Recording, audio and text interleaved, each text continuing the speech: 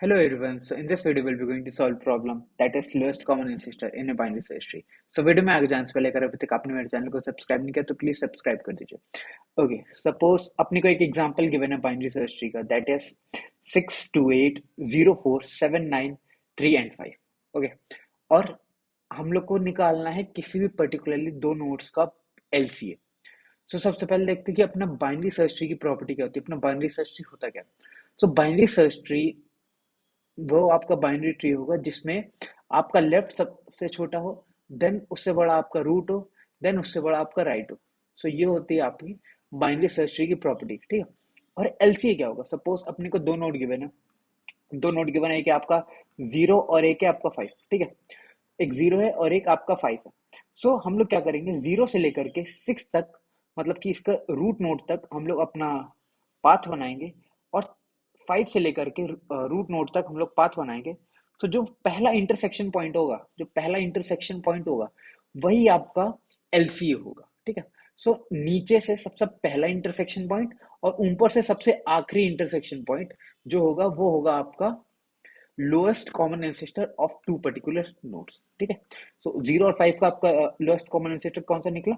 2 निकला. तो ऐसे ही अगर अपने को 3 और 5 का बोला होता है कि लोएस्ट कॉमन एंसेस्टर निकालो, तो हम लोग क्या करते हैं, यहाँ से यहाँ तक का एक पाथ बनाते हैं और यहाँ से यहाँ तक का एक पाथ बनाते हैं. ठीक है.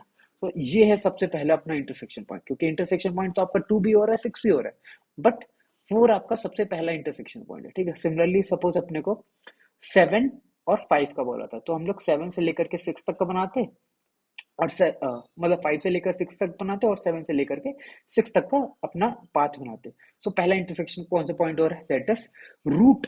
ये जो रूट है यही आपका इंटरसेक्शन पॉइंट हो रहा है. सो इस केस में अपना 6 जो है वो होता है आपका LCA. Okay. So I hope आपको एलसीए समझ में आया हो कि एलसीए होगा क्या.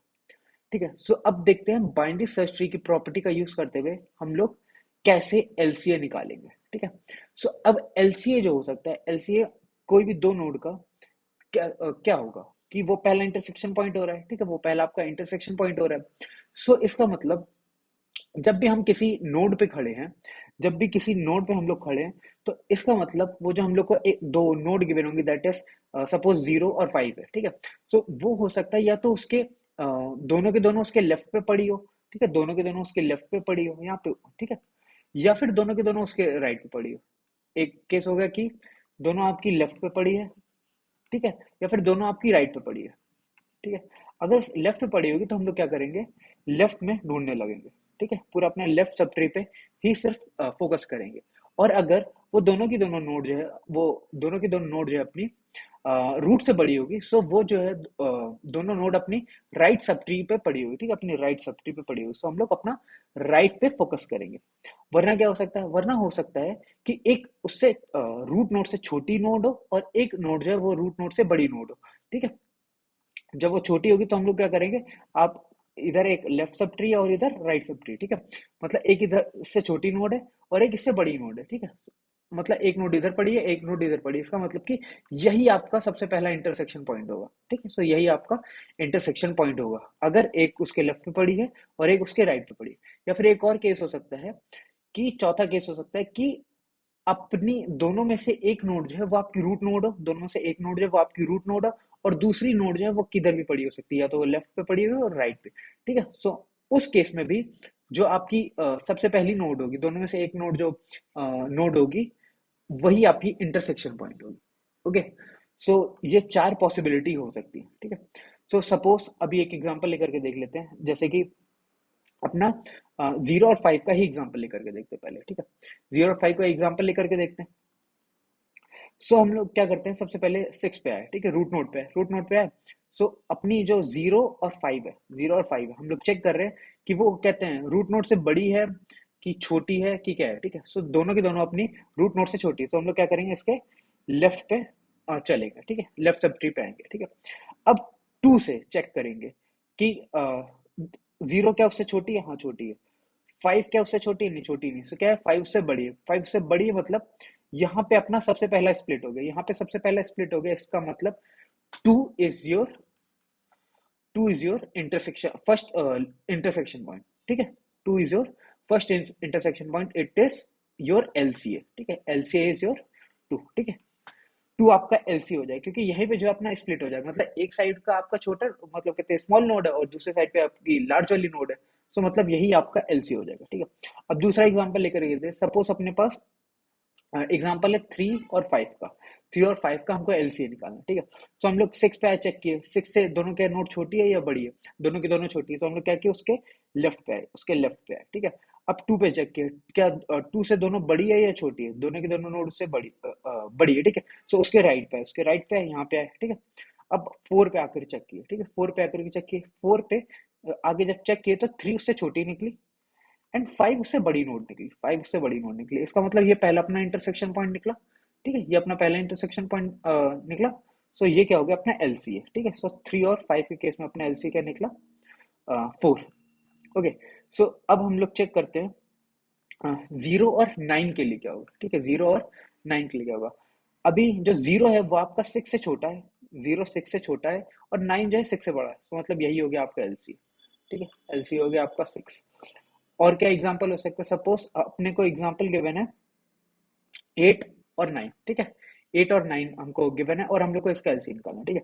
सो 6 पे आकर के चेक किए, 6 पे आकर चेक किए, 8 और 9 दोनों के दोनों बड़ी है, तो इसके हम लोग लेफ्ट पे है, ठीक है, इसके सॉरी इसके राइट पे है, इसके राइट पे है।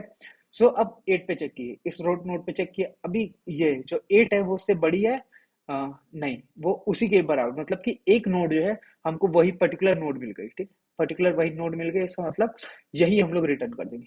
It means 8 is your first intersection point, ठीक है। सो 8 is your first intersection point, मतलब यही अपना एलसी होगा, ठीक है।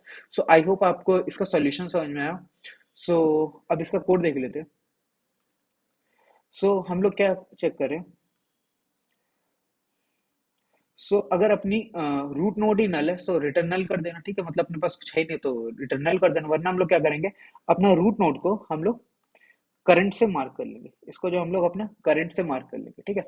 अब अगर दोनों नोड जो है N1 और N2, ठीक है, यही दोनों नोड हमको चेक करनी है, ठीक है, इन्हीं दोनों का हम लोग को एलसीए निकालना है। अगर ये दोनों नोड जो है अगर बड़ी निकली अपनी करंट नोड, मतलब कि रूट नोड से, अगर दोनों की दोनों नोड बड़ी निकली, सपोज अपने को 7 और 8 गिवन है, ठीक है, मत तो 7 और 8 दोनों की दोनों बड़ी है, तो हम लोग क्या करेंगे, अपना राइट सब ट्री पे आ जाएंगे चेक करने के लिए, ठीक है। हम लोग क्या किए, एलसीए राइट सब ट्री पे चेक करने आ गए, ठीक है, रूट के राइट पे आ गए, ओके। वरना अगर सपोज N1 और N2 दोनों की दोनों वो आपकी रूट नोड से छोटी है, ठीक है, सपोज अपने को 3 और 4 गिवन है, ठीक है, 3 और 4 गिवन है, ठीक है, 3 और 4 का हम लोग को एलसीए निकालना है। दोनों की दोनों नोड जो है अपनी रूट नोड से छोटी है, तो हम लोग क्या करेंगे, उसके लेफ्ट सब ट्री पे आ जाएंगे, उसके लेफ्ट सब ट्री पे चेक करने के लिए आ जाएंगे, ठीक है, उसके लेफ्ट सब ट्री पे चेक करने के लिए आ जाएंगे। वरना क्या केस होगा, या तो एक नोड जो उससे छोटी हो, सपोज 4 और 6 का, एक छोटी होगी और एक बड़ी होगी, ठीक है, ये केस हो सकता है। तो उस केस में क्या करोगे, उस पर्टिकुलर रूट नोड को ही आप रिटर्न करोगे। और चौथा क्या होगा कि एक नोड जो है वो आपकी रूट नोड के बराबर हो जाए, और दूसरी जो है या तो लेफ्ट पे एग्जिस्ट करे या फिर राइट पे, तो उस केस में भी आप अपना रूट ही रिटर्न करने वाले हो, ठीक है। आई होप आपको उसका सॉल्यूशन और कोड समझ में आया। If you like the video do consider subscribing to the channel, और हो सके तो मेरी दूसरी playlist like DP and all भी आप चेकआउट करना। Thank you.